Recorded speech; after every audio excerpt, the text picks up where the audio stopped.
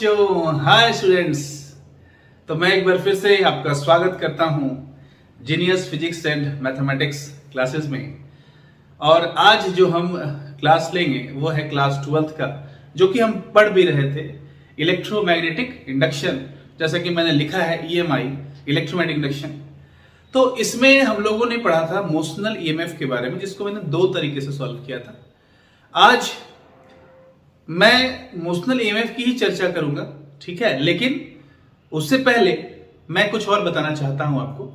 तो जो सबसे पहला टॉपिक हमारा आज का ये है कि जब EMF इंड्यूस होता होगा किसी भी रॉड में, किसी भी कंडक्टर में, तो आप जानते हैं कि चार्ज फ्लो होता है। तो वो जो चार्ज इंड्यूस होता है, इंड्यूस्ड चार्ज, और जो चेंज इन मैग्नेटिक फ्लक्स है, ये दोनों के बीच क्या रिलेशन है? What is the relation between induced charge and change in magnetic flux? तो सबसे पहला टॉपिक हमारा है रिलेशन बिटवीन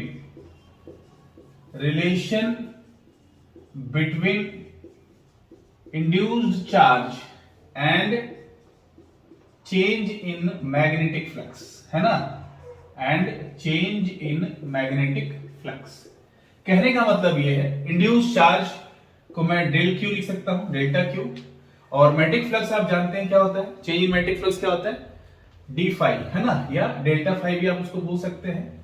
तो हमको रिलेशन फाइंड करना है डेल क्यू के बीच में and change in magnetic flux, यानी कि फाई बी, है ना। ये दोनों के बीच में क्या रिलेशन है, ये हमको देखना है। तो हमने ऑलरेडी पढ़ रखा है कि अकॉर्डिंग टू फैराडेज लॉ, अगर मैं सिर्फ मैग्नीट्यूड की बात करूं कि अकॉर्डिंग टू फैराडेज लॉ, है ना, अकॉर्डिंग टू फैराडेज लॉ, जो हमारा EMF इंड्यूस होता है उसका जो मैग्नीट्यूड हमारे पास है वो है d phi B upon d t, d phi B upon d t, ये हमारे पास मैग्नीट्यूड है। लेकिन जिस कंडक्टर में ये EMF इंड्यूस हो रहा है उसका रेजिस्टेंस अगर मैं R ले लूं, if R be the resistance of the conductor, तो जो करंट इंड्यूस होगा वो कितना होगा, of the conductor, then induced current की वैल्यू कितनी हो जाएगी, तो induced current I is equals to E upon R, है ना, I is equals to E upon R। अच्छा, ये I क्या होता है, तो क्लास 10th में हमने पढ़ा है I is equals to Q upon T। तो I को हम लिख सकते हैं del Q upon del T, और E, I हमारा क्या हो गया, del Q upon del T, और ये मेरा कितना है, E क्या है आपका, तो E है आपका डी फाई बी, है ना, अपॉन डी टी, इंटू यहां पे 1 अपॉन R।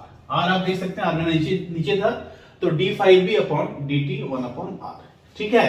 और अगर मैं इस dt को भी डेल t से इंडिकेट करूं, dt is a very small time and del t is also very small time, तो अगर मैं इस dt को डेल t से इंडिकेट कर दूं तो ये डेल t आपस में क्या हो जाएगा, कैंसिल आउट हो जाएगा। और ये जब कैंसिल आउट हो जाएगा तो जो हमारे पास रिलेशन बचेगा वो रिलेशन हो जाएगा del q is equals to d phi B upon R, d phi B upon R, है ना, del q is equals to d phi B upon R। तो ये क्या था, ये था इंड्यूस्ड चार्ज, और ये क्या था, change in magnetic flux.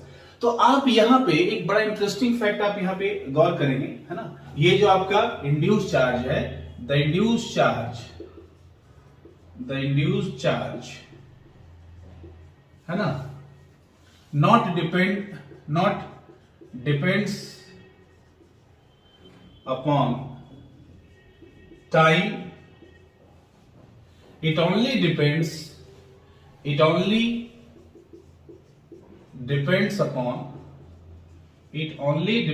upon change in magnetic flux,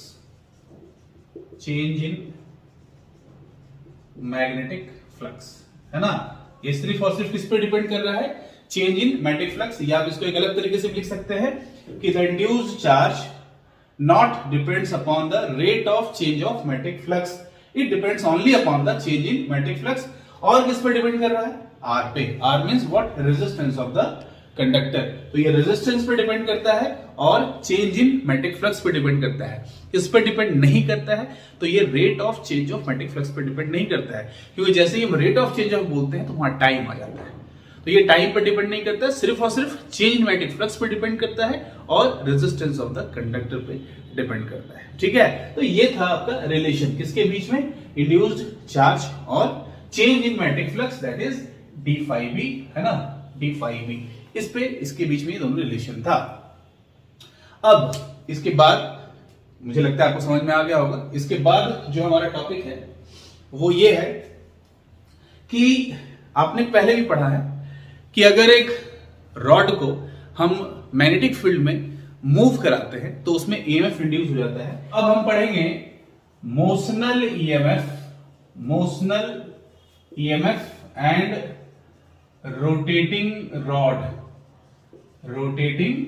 अब ये क्या है? Motional EMF and rotating rod. तो इसको बताने से पहले मैं आपको कुछ याद दिलाना चाहता हूं, जैसा कि हमने प्रीवियस क्लास में पढ़ा था कि अगर हमारे पास मैग्नेटिक फील्ड है और उस मैग्नेटिक फील्ड में अगर कोई रॉड फॉल डाउन यानी नीचे की तरफ गिर रहा है, जैसे मैं ले लूं कि ये हमारा मैग्नेटिक फील्ड है और this is our magnetic field और ये मैग्नेटिक फील्ड की तरह काम कर रहा है, तो आप क्रॉस से समझ सकते हैं कि ये जो मैग्नेटिक फील्ड है ये अंदर की तरफ काम कर रहा है ना, अंदर की तरफ। और अगर इस मैग्नेटिक फील्ड बी में एक रॉड हमारे पास है, ये रॉड अगर नीचे की तरफ गिर रहा है ना, ये रॉड अगर नीचे की तरफ गिर रहा है, वर्टिकली फॉल डाउन, तो आपको पता है कि इस रॉड में, इस कंडक्टर में फ्री इलेक्ट्रॉन्स होते हैं, फ्री चार्जेस होते हैं। तो अगर ये वेलोसिटी स्पीड v से गिर रहा है या वेलोसिटी v से गिर रहा है तो इसके चार्जेस भी उसी वेलोसिटी के साथ नीचे गिर रहे हैं v के साथ। और तब क्या होगा? तो जब ये चार्जेस नीचे गिरेंगे, है ना, आप देखिएगा ये है आपका मैग्नेटिक फील्ड अंदर की तरफ और ये जो है ये चार्जेस ऐसे गिर रहे हैं। तो जैसे ये चार्जेस गिरेंगे तो इस मैग्नेटिक फील्ड को क्या करेंगे? वो काटेंगे। और मैग्नेटिक फील्ड जब इंटरसेक्ट होगा चार्जेस के थ्रू तो वहां पे ईएमएफ इंड्यूस हो जाता है। वो ईएमएफ कितना इंड्यूस होता है ये हमने पहले ही चर्चा कर ली है, वो बीएलवी होता है। ठीक है, यहां पे हम क्या देखना चाहते हैं कि जैसा कि हमने प्रीवियस क्लास में पढ़ा था कि जब ये नीचे गिरेगा तो चार्ज भी इसके साथ नीचे गिरेंगे तो उन चार्ज पर फोर्स लगेगा। वो फोर्स कैसे निकालते हैं हम लोग? फ्लेमिंग के लेफ्ट हैंड रूल से। तो आप देख सकते हैं कि this is my left hand, तो अगर ये तो आपका मैग्नेटिक फील्ड अंदर की तरफ हो गया और ये चार्ज किधर गिर रहा है? नीचे की तरफ, तो फोर्स किधर लगेगा? फोर्स लगेगा आपका ये राइट साइड में। इधर फोर्स लगने के कारण जो प्लस चार्ज है वो आके यहाँ पे एक्यूमुलेट हो जाएंगे और माइनस चार्ज जो है वो इस पॉइंट पर आके एक्यूमुलेट हो जाएंगे, है ना। प्लस चार्ज आके यहाँ एक्यूमुलेट हो जाएंगे और माइनस चार्ज यहाँ पर। कब तक ये ऐसा होगा? तो मैंने कहा था कि जब तक लॉरेंज मैग्नेटिक फोर्स और लॉरेंज इलेक्ट्रोस्टैटिक फोर्स जब तक बराबर ना हो जाए तब तक ये चार्ज एक्यूमुलेट होता ही रहेगा। ठीक है, अच्छा, तो इससे क्या होगा कि यहाँ पे प्लस चार्ज हो गया, यहाँ पे माइनस चार्ज हो गया और इसको मैं अगर एक सर्किट से जोड़ दूं, इसको अगर मैं एक सर्किट से यहाँ पे जोड़ दूं, एक सर्किट से जोड़ दूं, तो आप समझ सकते हैं कि यहां से आपका एक यहाँ पे मैं की डाल दूं, है ना, तो क्या होगा? इस प्लस से होता हुआ ये यहाँ पे ट्रेवल करेगा करंट, इस प्लस से होता हुआ और फिर कहां पे आएगा? माइनस। और यहां अंदर में आप देखिएगा तो माइनस से लेके प्लस, यानी कि ये जो आपका रॉड है ये कैसा बिहेव कर रहा है? It just behaves like a cell, है ना, एक बैटरी की तरह ये बिहेव कर रहा है कि बाहर में प्लस टू माइनस करंट जा रहा है लेकिन अंदर में माइनस टू प्लस। तो आप याद रखिएगा कि अगर एक रॉड, एक कंडक्टर, है ना, अगर मैग्नेटिक फील्ड में नीचे की तरफ गिरता है वर्टिकली मैग्नेटिक फील्ड को काटते हुए, अब वो कैसे गिरेगा? देखिए, गिरने का दो तरीका हो सकता है, एक तो ये ऐसे गिर सकता है और एक ये ऐसे गिर सकता है। तो अगर ये ऐसे गिरेगा तब तो ईएमएफ इंड्यूस हो जाएगा, लेकिन अगर ये ऐसे गिरा तो ईएमएफ इंड्यूस नहीं होगा। क्यों? क्योंकि ये जो हमारा मैग्नेटिक फील्ड है ये खुद ही ऐसे है ना, और रॉड भी अगर हम इसी तरह गिराएंगे तो जो दोनों के बीच का एंगल है थीटा, वो कितना हो जाएगा? वो हो जाएगा आपका, आप देख सकते हैं कि ये मैग्नेटिक फील्ड भी ऐसा ही है और हम गिरा भी रहे इसको ऐसा। ठीक है, तो यहां पे आप देख सकते हैं this is magnetic field and this is the direction of rod. तो ये क्या करेगा? मैग्नेटिक फील्ड को कट नहीं करेगा, और अगर ये मैग्नेटिक फील्ड को कट नहीं करेगा तो वहां पे मैग्नेटिक फील्ड लाइन के साथ लिंक नहीं होंगे, और लिंक अगर नहीं होगा तो आप समझ सकते हैं कि वहां पे हमारा ईएमएफ इंड्यूस नहीं होगा। तो ये रॉड कैसे गिरना चाहिए? ये रॉड ऐसे गिरना चाहिए, है ना। क्यों? क्योंकि मैग्नेटिक फील्ड तो बाहर की तरफ है और ये रॉड अगर ऐसे गिर रहा है तो इसको कट करेगा, है ना, और अगर ये इसको कट करता है तो वहां पे magnetic field lines, magnetic flux जो हमारा है वो चेंज होगा, जिसके कारण से आपका ईएमएफ इंड्यूस हो जाएगा। ठीक है, तो रॉड को कैसे प्लेस करना है ये भी आपको समझ में आना चाहिए। तो आप समझ सकते हैं कि ये जो रॉड है ये just behaves like a cell. ठीक है, ओके। तो यहां पे जो हमने एक्सप्रेशन निकाला था E इज इक्वल्स टू, वो था हमारे पास BLV, है ना, ये हमने एक्सप्रेशन निकाला था इंड्यूस्ड ईएमएफ का। लेकिन मैं जो यहां चर्चा करना चाह रहा हूं, मैं यहां चर्चा करना चाह रहा हूं मोशनल ईएमएफ, और यहां पे क्या, रोटेटिंग रॉड। जब मैं रोटेटिंग रॉड की बात करता हूं, ठीक है, जब मैं रोटेटिंग रॉड की बात करता हूं, तो आप समझिएगा थोड़ा सा इसको अच्छे से, कि मेरे पास एक रॉड है ना, मेरे पास एक ये रॉड है, ठीक है, और इसकी लंबाई L है। इसकी लंबाई कितनी है? L है, ये लंबाई इसकी L है ना। और अगर मैं इसको ऐसे घुमाऊं, ठीक है, ये ऐसे, ये ऐसे करके घूमता है, ठीक है, और यहां पे जो मैग्नेटिक फील्ड है वो अंदर की तरफ है, ये मैग्नेटिक फील्ड अंदर की तरफ है। Okay, this magnetic field is from, है ना, this magnetic field acts in inward direction। ये जो मैग्नेटिक फील्ड है ये अंदर की तरफ काम कर रहा है। ओके, अब समझिए, ये इसकी लंबाई है तो ये रेडियस का काम करेगा आपका, है ना। अब समझिएगा कि यहां पे जो इंड्यूस ईएमएफ होगा वो कितना होगा। ठीक है, अब देखिए, मान लीजिए कि ये है रॉड, ये नीचे वेलोसिटी v के साथ आ रहा है, लेकिन ये वाला जो कॉर्नर है ये तो फिक्स्ड है ना, ये यहाँ पे फिक्स्ड है, सिर्फ ये ऐसे मूव कर सकता है, ठीक है, ऐसे जा सकता है, ऐसे। तो अगर ये v के साथ जा रहा है तो यहाँ का तो वेलोसिटी v हो गया, लेकिन जो यहाँ का वेलोसिटी है वो उसका 0 है। यहाँ का वेलोसिटी v और यहाँ का वेलोसिटी 0। ठीक है, तो हम यहाँ पे कैसे फाइंड आउट करेंगे इंड्यूस्ड ईएमएफ? इंड्यूस्ड ईएमएफ हम कैसे निकालेंगे, है ना। यहाँ का जो वेलोसिटी है वो v है, यहाँ का वेलोसिटी 0 है, तो एवरेज वेलोसिटी कितना हो जाएगा? एवरेज वेलोसिटी, है ना, एवरेज वेलोसिटी 0 प्लस v/2, तो यहाँ पे आपका ये v/2 हो जाता है। ठीक है, तो इंड्यूस्ड ईएमएफ कितना हो जाएगा? देयरफॉर इंड्यूस्ड ईएमएफ जो कि हमने पढ़ा है, क्या होता है induced EMF? E is equals to BLV, तो यहाँ पे BLV/2 हो जाएगा, क्योंकि यहाँ पे v नहीं v/2 है। तो एक तरीका हमारे पास ये है इंड्यूस्ड ईएमएफ निकालने का, लेकिन एग्जाम में अगर आपका ये क्वेश्चन पूछा जाता है तो आपको इस तरीके से नहीं निकालना है। फिलहाल आप याद रखिए, आंसर तो BLV/2 ही आएगा, और हम जानते हैं कि चूंकि यहाँ पे ये सर्कुलर मोशन कर रहा है तो v is equals to omega r, है ना। Since v is equals to omega r, r क्या होता है? रेडियस, और रेडियस हमारा r नहीं है, यहाँ पे रेडियस हमारा क्या है? L है, तो v is equals to omega L हो जाएगा। तो इंड्यूस्ड ईएमएफ E कितना हो जाएगा? BL, v को हम क्या लिखेंगे? Omega L। तो ये भी आपका यहाँ पे जो चूंकि कैपिटल L है ना, तो यहाँ भी आपका स्मॉल l नहीं आएगा, यहाँ भी कैपिटल L ही आएगा, तो यहाँ भी कैपिटल L होगा, तो ये हो जाएगा अपॉन 2, यानी कुल मिला के हम बोल सकते हैं कि इंड्यूस्ड ईएमएफ की जो वैल्यू आएगी वो आएगी half BL square omega. This is the induced EMF, है ना। इंड्यूस्ड ईएमएफ कितना हो गया? Half BL square omega. तो एक तरीका ये भी हमारे पास निकालने का है, लेकिन ये एक शॉर्टकट तरीका है। अगर हम इसको फाइंड आउट करना चाहें चेंज इन मैग्नेटिक फ्लक्स के द्वारा, तो हम उस तरीके से भी इसको निकाल सकते हैं। तो उस तरीके से हम इसको कैसे निकालेंगे, इसको आप अच्छे से समझिएगा, है ना। सबसे पहले हम निकालेंगे कि चेंज इन फ्लक्स, है ना, चेंज इन फ्लक्स कितना हो रहा है यहाँ पे। तो यहाँ पे जो चेंज इन फ्लक्स हो रहा है वो आप समझिए, here change in magnetic flux, change in magnetic flux, ये कितना हो रहा है? तो चेंज मैग्नेटिक फ्लक्स क्या होता है? तो आपने पढ़ा है change magnetic flux phi E जो होता है वो होता है बी, ठीक है। कॉस थीटा भी आता है, लेकिन थीटा जब 0 डिग्री हो जाए तो वो 1 हो जाता है। तो बी ए, बी क्या है? बी तो आपका मैग्नेटिक फील्ड हो गया।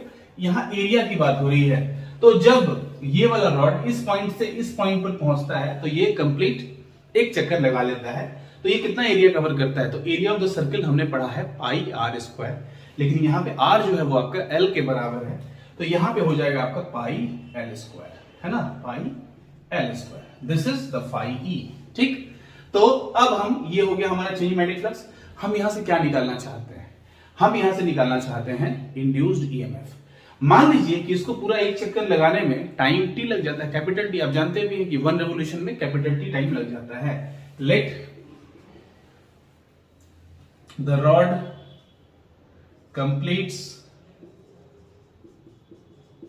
1 रेवोल्यूशन, है ना, 1 रेवोल्यूशन इन टाइम टी, ठीक है, इन टाइम टी। तो जो इंड्यूस्ड ईएमएफ हो जाएगा, देयरफॉर इंड्यूस्ड ईएमएफ, है ना, ई, ये कितना हो जाएगा, B pi L square upon t, ये हो जाएगा। ठीक है, आप जानते हैं क्या होता है, change in magnetic flux upon time. This is called induced EMF. तो यहां पे B is equal to pi L square upon T.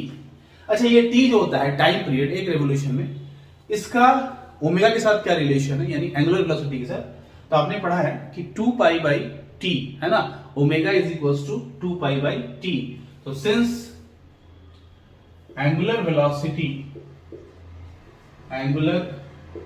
Velocity omega is equal to 2 pi upon T, तो आप टी को यहां लिख सकते हैं 2 पाई अपॉन ओमेगा, है ना। तो मैं यहां पे ये जो टी हमको दिख रहा है, मैं यहां पे टी इज इक्वल टू लिख सकता हूं कितना, 2 पाई अपॉन ओमेगा। और अगर मैं इसको 2 पाई अपॉन ओमेगा लिख दूं तो ईएमएफ इंड्यूस कितना हो जाएगा, ये हो जाएगा आपका B pi L square upon 2 pi. Omega कहां चला जाएगा आपका, ऊपर, ओमेगा चला गया ऊपर। तो यहां पे क्या कैंसिल आउट हो रहा है, तो पाई और पाई ये कट गया आपका। तो इंड्यूस ईएमएफ कितना आ गया, देख सकते हैं आप, half B L square omega. तो यहां से भी आप देखिए आपको क्या मिला, half B L square omega, और जो हमने पहले निकाला था एवरेज वेलोसिटी के साथ, वो भी हमारा कितना आया था, half B L square omega. तो दिस इज इंड्यूस्ड ईएमएफ। कब, जब एक रॉड रोटेट कर रहा है, किसमें, मैग्नेटिक फील्ड में, और ये मैग्नेटिक डायरेक्शन किधर है, अंदर की तरफ, इन इनवर्ड डायरेक्शन। ठीक है, ओके।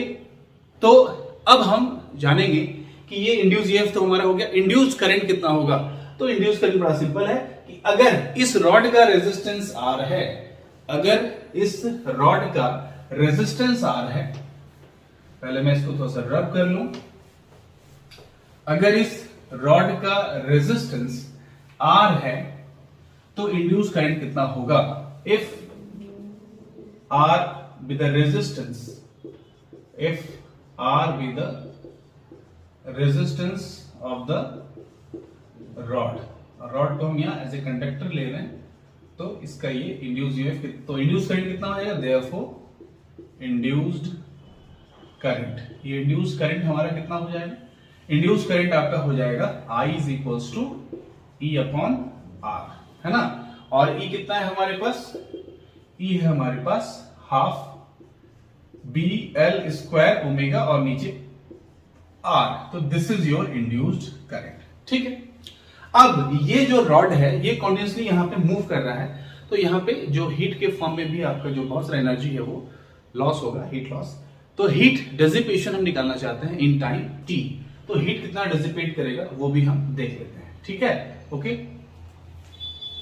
तो अगला जो हम निकालेंगे वो है heat dissipation, heat dissipation in time t।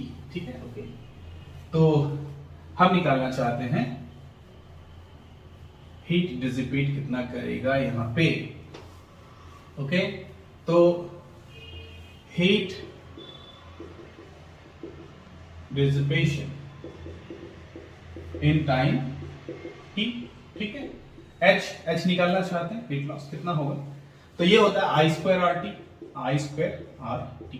ठीक है, आई स्क्वायर अभी हमने निकाला, आई कितना निकाला था, half B L square omega upon R, है ना। दिस इज आई, तो ये दिस इज आई का स्क्वायर, और ये हो गया आपका आर इंटू टी। तो हीट डिसिपेट जो होगा आपका वो हो जाएगा half B L square omega square upon R square into R t. तो एक आर आपका कैंसिल आउट हो जाएगा, तो ये हो जाएगा heat dissipate is equals to half B L square omega square upon R और यहाँ इंटू टी। तो this is the formula for heat dissipation in time t when a rotating rod in magnetic field। या when a rod is rotating in magnetic field. ठीक है, तो ये था हमारा ऑल अबाउट जब एक रॉड मैग्नेटिक फील्ड में रोटेट करेगा। इसका बड़ा अच्छा इसका जो एप्लीकेशन है ना वो बड़ा अच्छा है। जैसे कि मान लीजिए कि हम जानते हैं कि जो हमारा अर्थ का मैग्नेटिक फील्ड है वो किधर है, फ्रॉम नॉर्थ टू साउथ।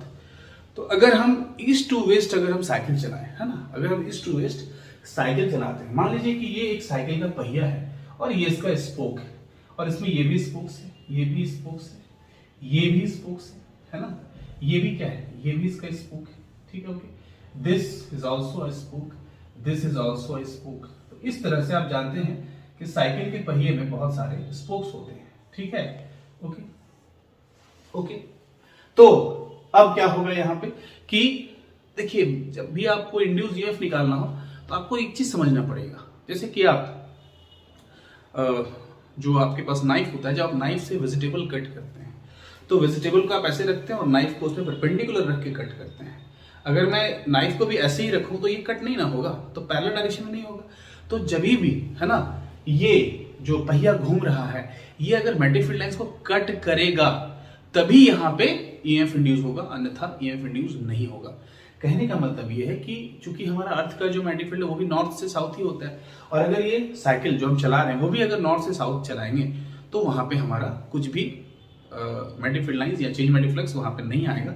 और वहां पे अगर चेंज मैग्नेटिक फ्लक्स नहीं होगा तो फिर हम कह सकते हैं कि यहाँ पे ईएमएफ इंड्यूस नहीं होगा। तो इसमें जो ईएमएफ इंड्यूस हुआ है, ठीक है, इसमें जो ईएमएफ इंड्यूस हुआ है वो किस कारण से हुआ है, क्योंकि मैग्नेटिक फील्ड किधर था, मैग्नेटिक फील्ड अंदर की तरफ ये, और पहिया किधर जा रहा था, ऐसे, है ना। तो ये क्या हो गया, मैग्नेटिक फील्ड लाइन जो है वो कट हो गए, है ना, इंटरसेक्ट हो गए, जिस कारण से यहाँ पे ईएमएफ इंड्यूस हुआ। अगर यहाँ पे ये हम साइकिल नॉर्थ टू साउथ चलाते, ये जो पहिया हमारा ये नॉर्थ टू साउथ ही चलाते, तब यहाँ पे ईएमएफ इंड्यूस नहीं होता। तो कभी कभी ये क्वेश्चन पूछा भी जाता है एग्जाम में, कॉम्पिटिटिव एग्जाम्स में, कि ये जो हमारा है magnetic field north to south और ये हम चला रहे हैं ईस्ट वेस्ट डायरेक्शन में, आप इसको चला सकते हैं। तो ईएमएफ इंड्यूस कितना होगा, तो ईएमएफ इंड्यूस कितना होगा ये तो आपने देख लिया, है ना, ये कितना होगा।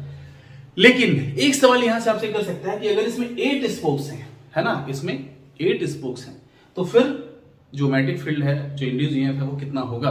तो इंड्यूस ईएमएफ 1 के कारण तो आपको पता है, तो अगर 8 आपसे पूछा जाएगा तो आप क्या करेंगे, आप सोचेंगे नहीं 8 है, चलो 8 से मल्टीप्लाई कर देते हैं। जी नहीं, बिल्कुल नहीं, क्योंकि आपने पढ़ा है कि जब हम सेल्स को पैरेलल में जोड़ते हैं तो उसका जो टोटल ईएमएफ होता है वो, अगर मैंने n सेल्स ले लिया है उसको पैरेलल में जोड़ दिया है तो आप वहां पे क्या टोटल ईएमएफ n ही लेते हैं, नहीं, पैरेलल में हम जानते हैं ईएमएफ चेंज नहीं होता है। उसी तरह ये सारे स्पोक्स भी क्या है, पैरेलल में ही है। तो यहाँ पे अगर 8 स्पोक्स दिया है, भटकाने के लिए आपको पूछ सकता है, तो जो एक का ईएमएफ होगा वही ईएमएफ क्या होगा, वही ईएमएफ सभी का होगा। तो चूंकि सभी पैरेलल में, तो यहाँ नेट ईएमएफ ही होना है, यानी कि हाफ BL² ओमेगा। ठीक है, और दूसरी बात, अगर आप करंट की बात करेंगे तो करंट यहाँ पे ज्यादा हो सकता है, क्योंकि पैरेलल में आप जानते हैं कि करंट का बंटवारा होता है, तो करंट यहाँ पे बदलेगा, लेकिन जो आपका ईएमएफ है वो नहीं बदलेगा। जो इस एक स्पोक का होगा वही सभी का होगा। और इससे बहुत सारे और भी इंटरेस्टिंग क्वेश्चंस बनते हैं, जैसे कि जब ट्रेन चलती है ना, जब ट्रेन चलती है, मान लीजिए ट्रेन जा रही है ईस्ट वेस्ट डायरेक्शन में और मैग्नेटिक फील्ड किधर है आपका, नॉर्थ साउथ डायरेक्शन में। तो उस केस में मान लीजिए ये ट्रेन का पहिया है ना, ये ट्रेन का पहिया है, और नीचे क्या होता है आपका, नीचे आपका रेल्स होता है ना, यहाँ पे नीचे रेल्स होता है जिसपे ये पहिया चलता है। और जब ये पहिया चलेगा तो क्या होगा, पहिया मोशन कर रहा है, और अर्थ का मैग्नेटिक फील्ड किधर है, ये अर्थ का मैग्नेटिक फील्ड है, मान लीजिए वर्टिकल कंपोनेंट है ये अर्थ का मैग्नेटिक फील्ड का। अब ये पहिया ऐसे जा रहा है तो इस मैग्नेटिक फील्ड को ये क्या करेगा, इसको ये कट करेगा। कट करने से क्या होगा कि जो दोनों पहिया है इसमें ईएमएफ इंड्यूस हो जाएगा, और ईएमएफ इंड्यूस जब हो जाएगा तो आपको पता है कि ये दोनों जो पहिया है उस ईएमएफ को रेल्स में ट्रांसफर कर देगा। और हम क्या करते हैं, ये जो रेल्स होता है यहां से अगर हम 2 वायर निकाल दें, है ना, तो हमको आगे चल के अगर यहाँ पे हम गैल्वोमीटर लगा दें तो वहां पर डिफ्लेक्शन मिलता है। यानी कि कुल मिला के कि आप देखते हैं कभी कभी जो अनाउंसमेंट होता है हमारे स्टेशन में कि फलना ट्रेन इतने डिस्टेंस पे वो आ रही है या जो भी है, तो वो इसी करंट के थ्रू हमको सिग्नल मिलता है। क्योंकि जब ये पहिया, ट्रेन का पहिया ईस्ट टू वेस्ट डायरेक्शन में जाता है और ये मैग्नेटिक फील्ड को कट करता है, तो यहाँ पे ईएमएफ इंड्यूस होता है, जो वो ट्रांसफर किसको कर देता है, वो ट्रांसफर कर देता है रेल्स को।